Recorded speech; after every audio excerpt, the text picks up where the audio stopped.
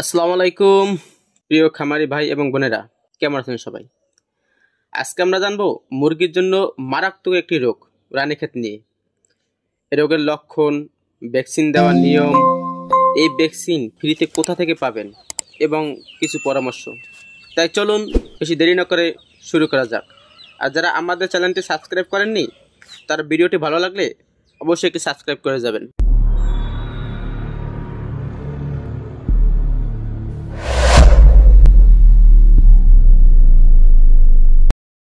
প্রিয় খামারি ভাই এবং বোনেরা, রানীক্ষেত এটি মুরগির সোয়াসে ভাইরাস জনিত একটি রোগ। এই রোগে আক্রান্ত হলে মুরগির মৃত্যুর হার খুব বেশি। এই রোগে আক্রান্ত হলে মুরগি খাওয়া দাওয়া বন্ধ করে দেয়, মুরগি ঘন ঘন হাঁচি ও কাশি আসে, চোখ ও নাক দিয়ে পানি পড়ে, গাড় বেঁকে যায়, মাথা কাঁপে, ডিম দেওয়া কমে যায় বা বন্ধও করে দেয়। বিশেষ করে মুরগি পাতলা সবুজ রঙের পায়খানা করে। আর এ রোগের প্রতিরোধের জন্য সাধারণত দুই ধরনের ভ্যাকসিন পাওয়া যায়।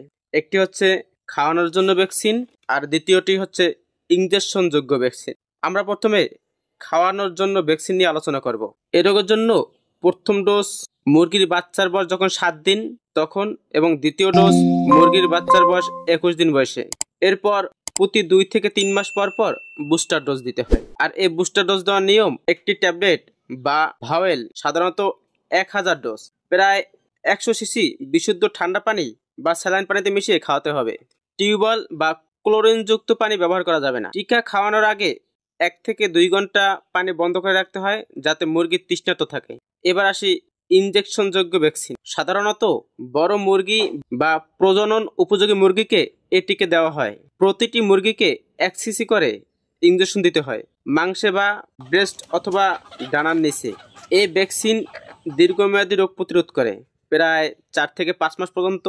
তবে এই টিকা দিতে গেলে অবশ্যই কিছু সতর্কতা অবলম্বন করা উচিত। যেমন ইনজেকশন দেওয়ার আগে ভ্যাকসিনটি ভালোভাবে পানিতে মিশাতে হবে, সিরিঞ্জ বা সুই অবশ্যই জীবাণুমুক্ত হতে হবে, অভিজ্ঞ কারো সাহায্য নিয়ে ইনজেকশন দেওয়াই ভালো। এবার দর্শক, আপনাদের জন্য কিছু পরামর্শ।